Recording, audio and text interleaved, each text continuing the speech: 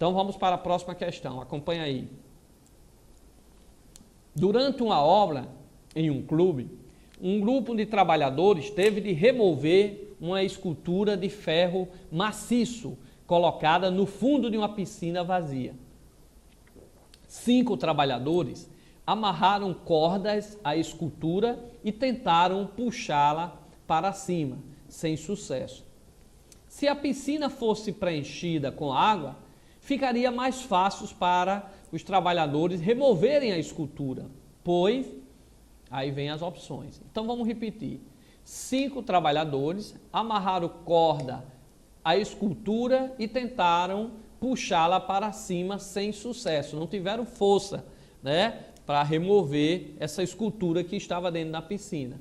Aí ele pergunta, se a piscina for preenchida com água, ficará mais fácil para os trabalhadores removerem essa escultura, pois, aí vem aí as opções. Para cá, para cá, para cá, vestibulando. Essa parte aí estamos falando da parte de empuxo. No nosso blog aí, tá? Tem várias aulas de empuxo comigo, com o professor Hilton, para vocês à vontade, ok? Mas nós vamos ter sexta-feira, às 20 horas, nós vamos ter uma aula de revisão de empuxo comigo e com o professor Amaral, ok? Mas já demos várias aulas, mas vamos ter uma outra oportunidade, porque é um assunto que sempre vem aí nessa parte do vestibular. Então, que danada é empuxo? Ora, quando você pega uma pessoa dentro d'água, é mais fácil pegar ela dentro d'água, dentro da piscina, do que fora. Por quê? Porque quando você pega uma pessoa fora, só existe uma força, que é a força peso dela para baixo. Então você vai segurar o peso daquela pessoa. Quando você pega na água, como a água é um fluido, aparece uma força que ajuda a levantar essa pessoa, que é chamada de empuxo. Então o que danado é empuxo?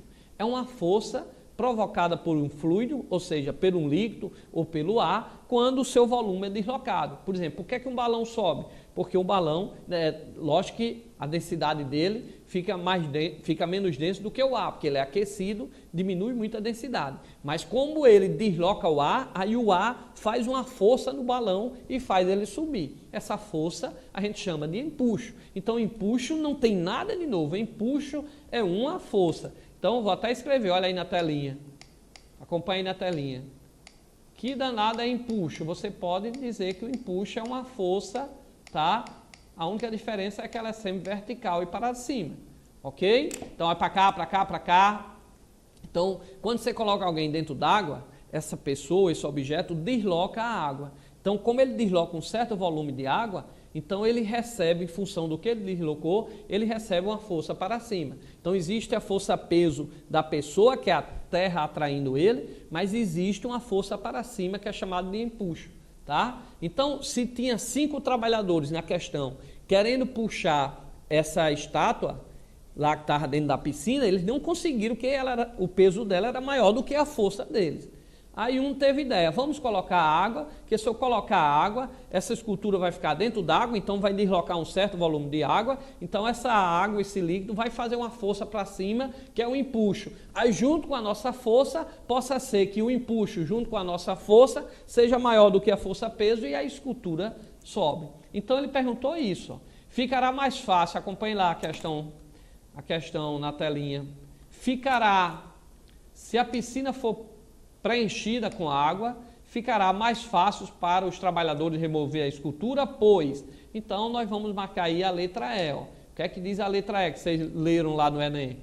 Água exercerá uma força na escultura proporcional a seu volume para cima, muito bem. Esta força se somará à força dos trabalhadores, podendo resultar em uma força maior que o peso da escultura. Então, correto a letra E. É por isso que quando você pega alguém dentro de uma piscina, é mais fácil você manter ela no braço. Por quê? Porque continua existindo a força-peso, querendo levar lá para baixo, mas em compensação tem sua força e tem outra força que ajuda você, que a gente chama de empuxo, que a água faz na pessoa e segura ela também, ajudando a você, ok? Então, É uma questãozinha boa aí, mas vamos para a próxima questão para ver se a gente termina hoje a resolução aí do Enem, tá? Que eu estou corrigindo aqui com vocês desde domingo aqui, em primeira mão, todas as questões do Enem desse ano.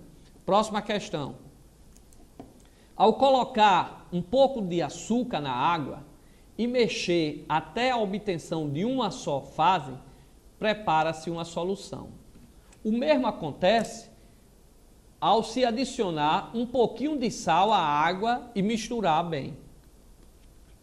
Uma substância capaz de dissolver o soluto é denominada solvente.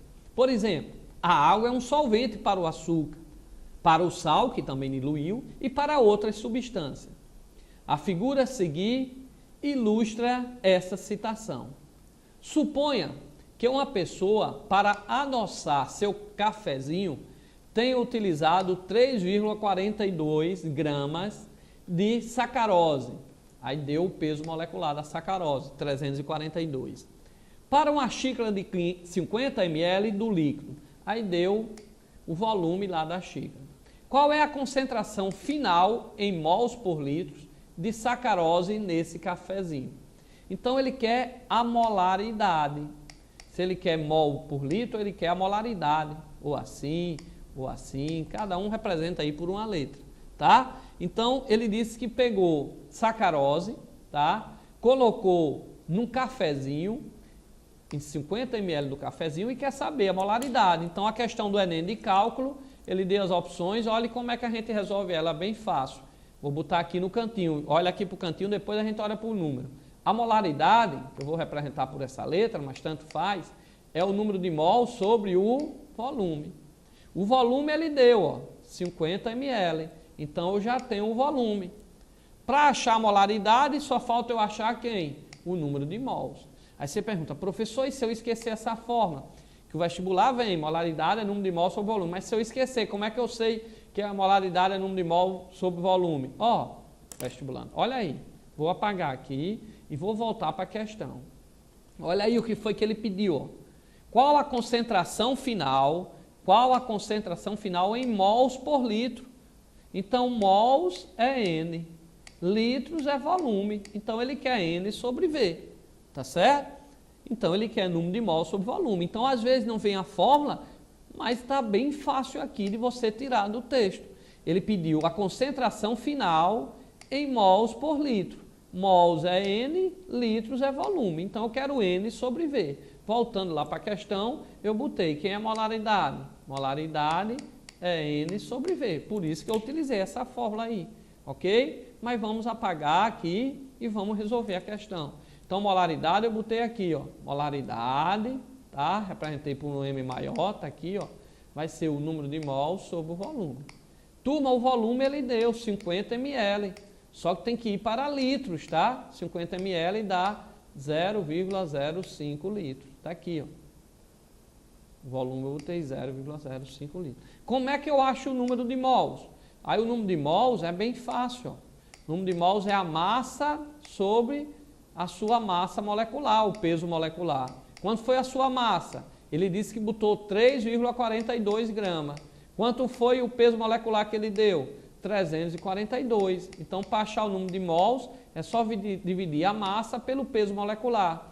3,42 que ele deu foi a massa de sacarose que ele botou dentro do café. E ele disse, o peso molecular da sacarose é 342. Então, eu divido e acho o número de mols, 0,01. Então, o número de mols, 0,01. O volume, 0,05. É só dividir, achou a resposta. 0,1, 0,05, está aí a resposta. Ok? Então, vocês que fizeram esse vestibular e viram essas formulazinhas, era bem fácil, é só dividir o número de mols sobre o volume.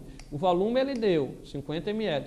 O número de mols ele não deu, mas é só dividir a massa pelo peso molecular. Olha lá na questão, ó. Vou apagar aqui e vou mostrar para vocês como é fácil essas questões com número. Ele deu a massa, colocou 342 gramas e deu a massa molar, 342. Então, como é que eu acho o número de mol? É a massa, 3,42, dividido pelo peso molecular, massa molar, 342. Bem fácil. Ok, vestibulando?